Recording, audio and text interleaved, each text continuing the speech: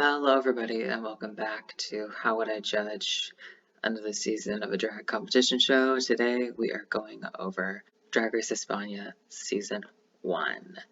Now, this is truly just an amazing season of television. I actually hadn't finished watching the season before I decided I wanted to make this video. I hadn't seen the roast or the makeover challenge episode.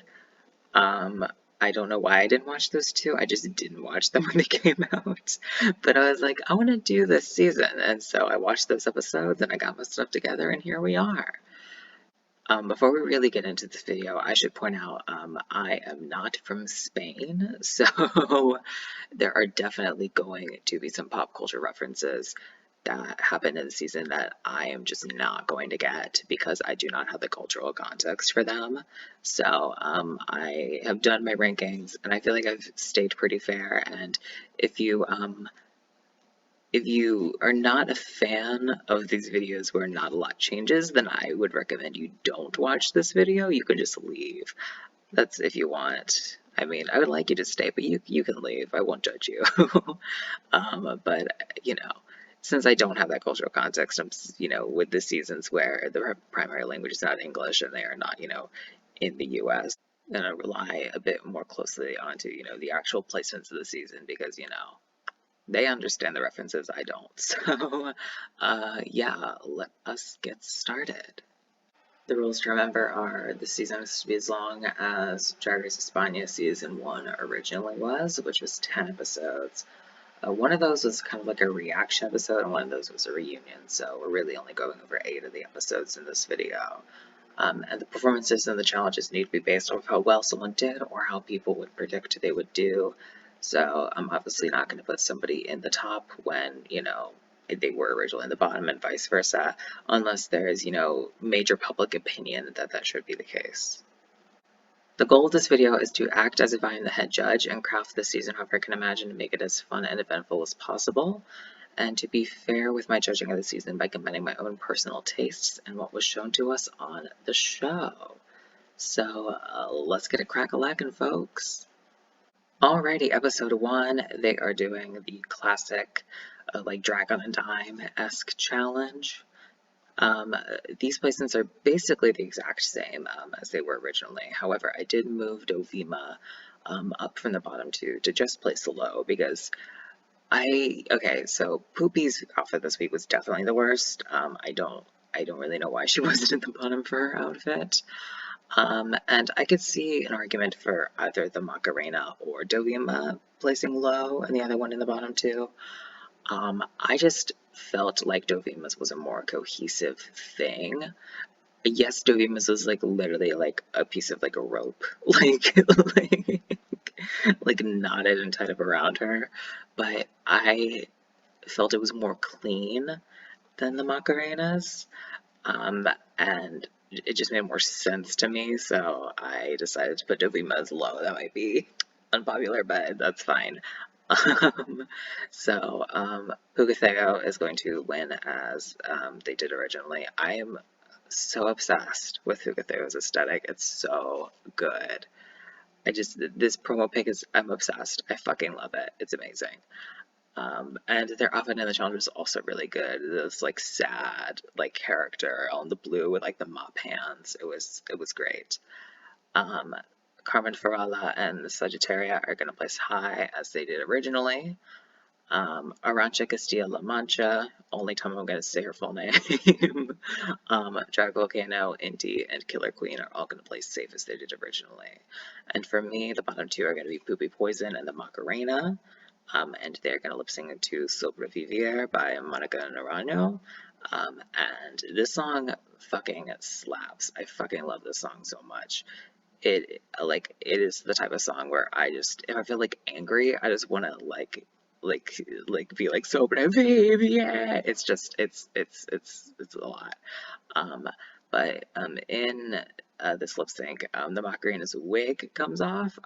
Honestly, I feel like I should remember that out of my head. I forget if she takes it off or if it falls off. I think it falls off. But as we saw in the final lip sync of the season, Poopy Poison can do a lip sync pretty dang well. So it is of my expectation that Poopy Poison would do better than the Macarena here.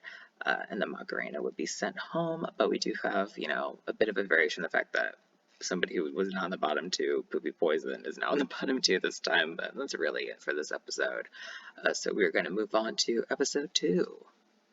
Episode 2, our contestants compete in the Divas Song Challenge, where they're split into groups and have to write lyrics to the song and perform it.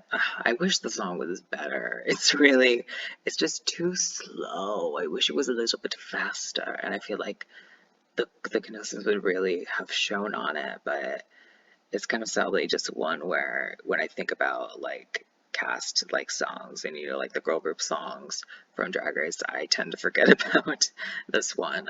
But regardless, our teams are going to be exactly the same as they were originally, because the Macarena was eliminated originally as well, so it doesn't really change anything. Originally in this challenge, there was a win placement, a high placement, a bunch of safes, and then like a low in the bottom two. I don't do that. In these sort of challenges, where there's teams and then specifically girl groups, either the full girl group is going to win, and then the other girl group is going to have, you know, safes, the low and the bottom two, or there's just going to be one winner out of that team, and then the rest in that team are going to place high, and then, you know, safe, low, and bottom two. For this challenge, I think Carmen Farala did the best by far. I do think the 3 weakest performers were all in the other group, so I think it just makes sense to make Carmen Farala's group the winning group. Actually, it's technically Hugo Theo's group because Hugo Theo was the team captain. But yeah, Carmen Farala is going to win. Hugo Theo, Corriente, Killer Queen, and Sagittaria are all going to place high. Poopy Poison and Davima Nurmi are going to play safe. I do think they did the best in their group. This challenge, specifically, the prompt that was given in the episode was, like, you're supposed to write lyrics that, like, show that you're a diva. And even though I do think some placements could potentially be switched around if that wasn't, like, the prompt, I think with that prompt in place, I feel good about these placements. So Inti is going to place low. Inti, I feel like, doesn't follow the prompt as fully as well as Arancha, but I do think we do see more content of Inti, and we see better, like, actual, like, I think singing ability from Inti. Actually, no, not really. But I do think Inti probably does better with the lyrics and everything overall to keep her low. That is the only potential change I make this episode, is switching Arancha and Inti's placements. But Arancha and Drag Volcano are going to be the bottom two for this episode. And they're going to lip sync to Veneno Pa 2PL by La Veneno.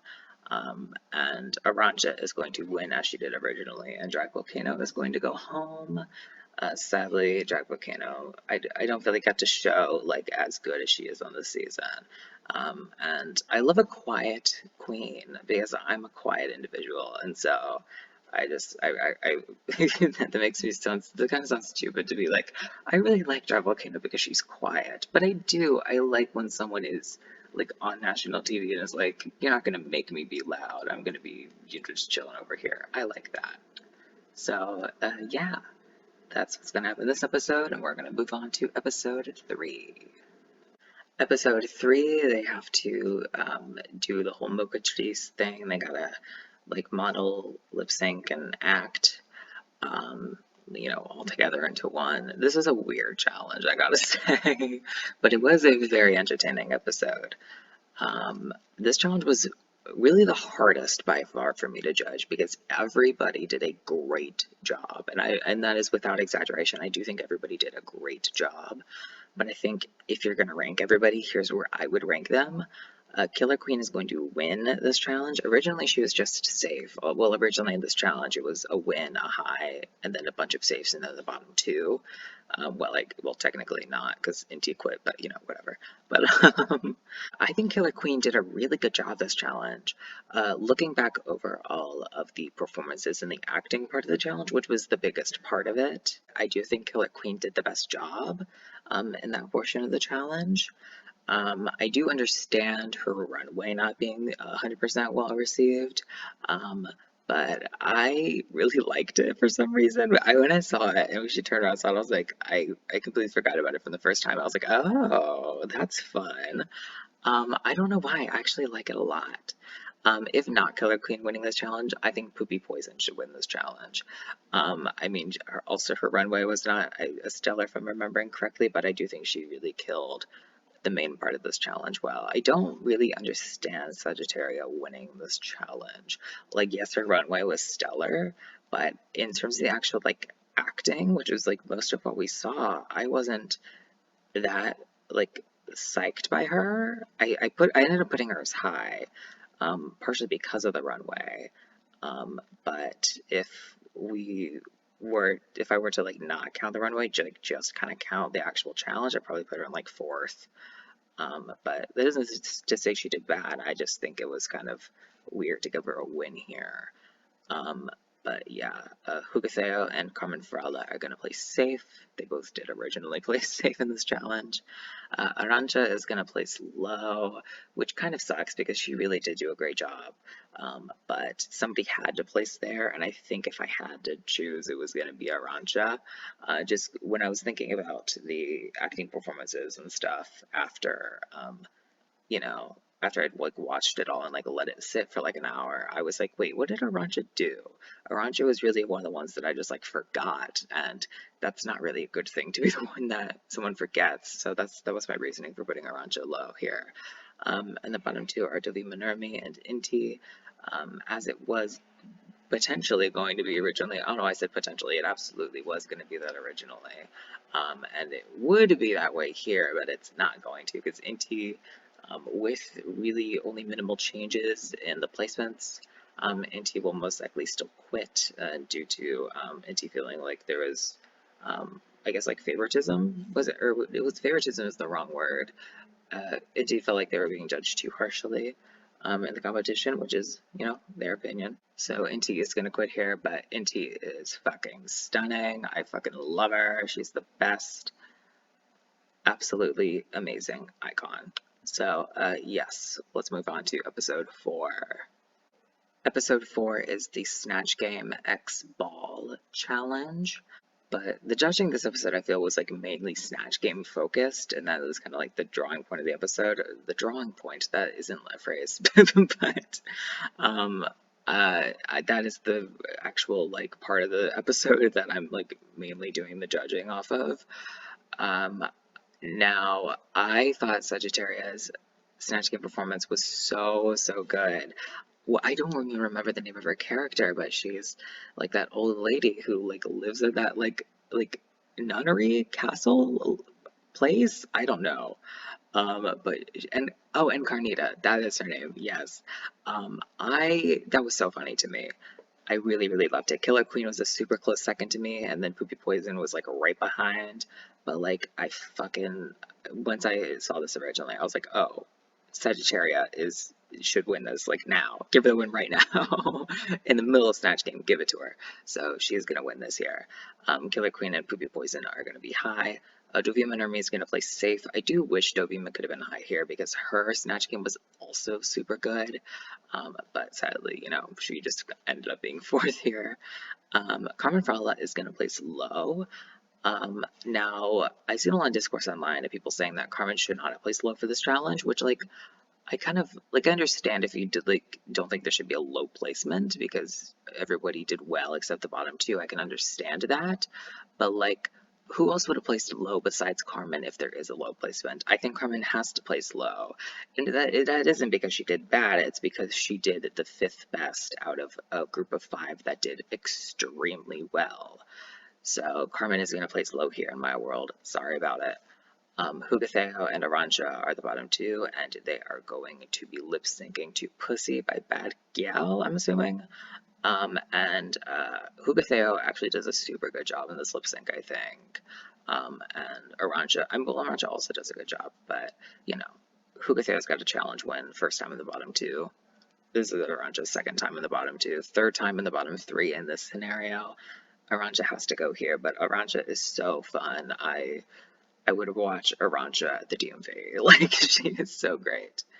Let us move on to episode 5. I was about to say 6. It's not 6, it's 5.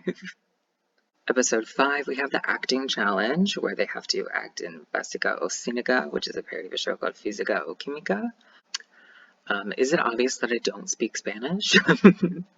You'd think after taking like 5 years of it in different schooling that I would be able to pronounce things better, but nope. Learning languages is basically off the table for me. I am so bad at it. So this challenge, like with a lot of the other challenges, there were like 2 highs, or like, well, a win and a high, and then the bottom 2, and then both saves. I'm not doing that. I'm doing the one of each as I usually do.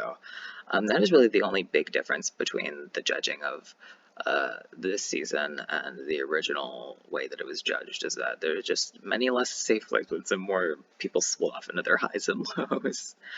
Now, Poopy Poison really did a great job in this challenge. Was never offbeat, never not funny. Like throughout the whole thing, always when she was on screen, the attention was on Poopy.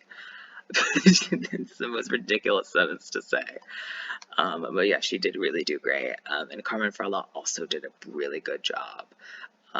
She was almost like grotesque in a way that I was like, I like need to look away from. But I think that's like a good thing when like that's your character. If your character's like a zombie horror and it grosses me out, you're doing it right. Like I genuinely think that Sagittaria is going to play safe here because of mainly the bit in the hallway, which is really all of Sagittaria's like character, but that moment was really good for her. And she kind of, I think whenever she was on screen after that, she kind of faded a bit, but she really did have that one scene was like stand out. This is Sagittarius scene. And that is, above really everybody else that's left that yet to be judged. Nobody really has a scene like that. So Sagittarius safe. Now, probably the biggest placements of the season where I was like really struggling with, but aside from the episode 3 where it was just kind of everybody did so great and I was like, I really struggled on whether to put Dovima or Hugateo in the bottom 2 for this challenge. They both did pretty similarly to me. I think in the critiques, Dovima was given a bit more praise than it felt like she deserved, at least for me. And Dovima was kind of, their outfit was torn down a little bit more than I thought was necessary. I did end up keeping Dovima as low, originally placing safe, but now placing low, and Hugateo in the bottom 2. I do think if I had switched them, then not much would have changed. We probably would have seen Hugateo go home in episode 6. Dovima would have left to Killer Queen here, and then Hugateo would have left to Sagittaria the next episode. But regardless, I decided to just keep it the way that it was. Dovima is going to place low, and in the bottom 2, we have Killer Queen and Hugateo Creyente, and they're going to lip sync to Espectacular by Fangoria.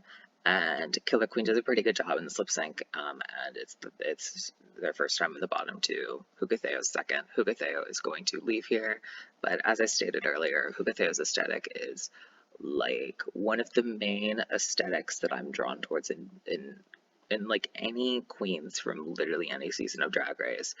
If I were to list like a top 5, like who do I just want to look at, Hugatheo's in the top 5, 100%, so easy.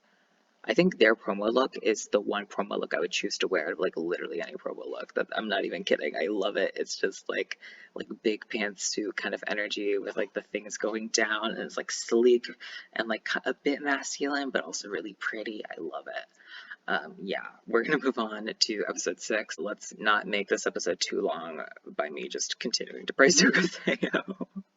Episode 6 is a roast. Let's get this roasted cooking. I kept all of the placements of the episode really exactly the same, except for if you look on the fandom wiki for Drag Race España, Poopy is considered low for this challenge. I don't think she should. I think she should play safe. I felt like Sagittaria and Dovima were like pretty solidly the bottom 2, so it doesn't really make sense for me to put Poopy as low. When, it was kind of like Carmen, like, did the best. Killer Queen did also really good, but slightly worse. And then, Poopy, had the same level of difference between the first 2 as, Killer to Poopy was. Dovima almost did so good in this challenge. Genuinely, I think if Dovima was wearing a different wig, she could have won this challenge. I was obsessed with her jokes. They were all so good, but she kept getting the wig in her hair, and it kept being a distraction for us, the audience, and to her. And God, if only she would have like worn, if only she was bald on that stage. I feel like she genuinely could have won this challenge. I would have put her there, honestly. I really think her jokes were stellar. But yeah, Sagittaria and Dovima Normie are getting the bottom two. The former roommates, and I was going to say former friends, but no, I think they are still friends, are going to lip sync to Haute Couture. I don't know if it's like a Haute Couture, I assume it is, by Rosalia. Dovima is not going to lip sync. Dovima is going to stand there, and Sagittarius is going to lip sync. Um, I don't know if that would happen still in this scenario. I mean, I assume it would because not a lot of the placements have changed. None of the eliminated contestants have changed at all. So I assume that that would still happen. But you know, even if it didn't, I do still think Sagittarius would probably win this just based off a track record and off of actual lip sync performance. So let's move on to episode 7. Episode 7 is the Makeover Challenge. Originally, everybody except Carmen was up for elimination, you know, in the lip sync in this episode, but I do not like that at all. I do think that's kind of unfair because it really sets up whoever wins this challenge to kind of be the winner of the season because, you know, literally everybody else places in the bottom two together. I don't like that. So, the person who I think did the best out of those three, which is Killer Queen, is going to place safe. Carmen is still going to win because she absolutely deserved it. And the bottom two are going to be Sagittaria and Poopy Poison, and they're going to lip sync to Cuando Tu Vas by Chenoa, which is genuinely like one of my favorite songs. I really love it. I think, was it on my Spotify Wrapped like last year or not last year, the year before? No, it was last year, right? Yeah, last year. It would have been last year. I think it might have been. I did not watch the episode when it came out, as I stated earlier, but I did watch the lip sync, like as it was uploaded to YouTube, and that is how I became absolutely obsessed with this song. It's so good. I think Poopy Poison would go home here. I do think it is a bit of a toss-up. I could have kept Poopy. I was very strongly considering that. I don't think really anything changes based off of who I keep, but I just ended up watching the lip sync a few times just to like see what stuff was going on and like confirm my decision. And I do think Sagittaria did just a tad better. So that is how that is going to happen. I am going to right now take the opportunity to talk very briefly about storylines of the season and how they would change. The answer is they really wouldn't, because all the eliminated contestants have been exactly the same. I do think really the only thing I can see changing is that Killer overall does better in the competition this time around, because Killer has, like, I believe an extra high placement, one less bottom two. Killer does get a bit more favor with my judging than was given originally, so I do think there is like less of a focus on like Killer just kind of like being there, and we really kind of, I guess, get a bit more of a storyline of like Killer being a like true contender for the crown. And I also do think we get a bit of a better storyline for Poopy as well, because Poopy was a little bit like undermined throughout the season, mainly due to the fashions, which like I mean her fashions were overall not as great as basically everybody else on the cast, but she still really killed it in like literally every challenge but the first and the last. So you know, a bit more favor towards Poopy in the edit, I would say. And that is basically really the only changes I can think of. The next episode was the reunion. We don't have to talk about it. In this scenario, Poopy wins Miss Congeniality, and I think if Poopy made the finale, then she would still win Miss Congeniality, because I don't think she would win this season. Since we have the same final three, everything that happened in the finale is going to act out the same. And in the lip sync in the finale, Carmen is going to do the wig reveal to the wet wig, and it is just going to be amazing. It's so good, and Carmen Farella is going to win the season. having performed pretty damn well in the finale, and having the best track record throughout the season. Really, really killing it, literally only placing below save once, and that was more of a placement based off of circumstance than based off of actual performance. But Sagittaria and Killer Queen also did super duper well in this season, and I really love all of them. I am obsessed with Killer Queen. I love Killer Queen's aesthetic so much. Killer Queen, when she came back for season 2 for the talent show, wearing like the Pokemon inspired costume, I fucking lived for that. You know I lived for that. If you watch this channel for a while, you know I love some fucking Pokemon, so gotta give a little rip to Killer Queen for a second there. Let us see the track records. As you can see, not much changed from originally. Carmen Farala literally has the exact same track record, front to back, having a PPE of 4, which is so good, like crazy good. Good for her.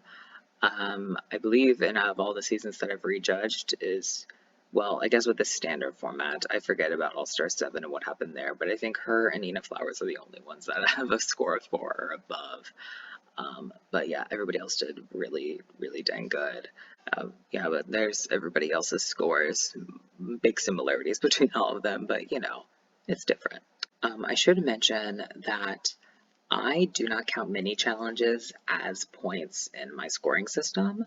I know that for most people, for the PPE scoring system, that they do count mini challenges. I personally don't. Mini challenges themselves have no actual bearing on the placements in the episode. I mean, they do change like roles and stuff potentially, which do affect the placements.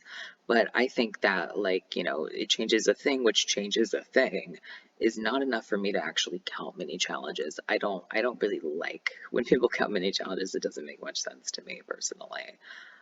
So I do not. I just wanted to clarify that. Thank you all so much for watching this video. Please like, comment, or subscribe if you wish.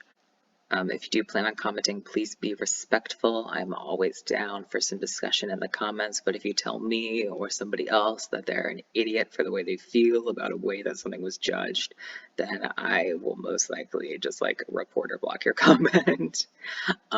So again, thank you for watching, and I will see you all next time. And as always, take care and bye-bye.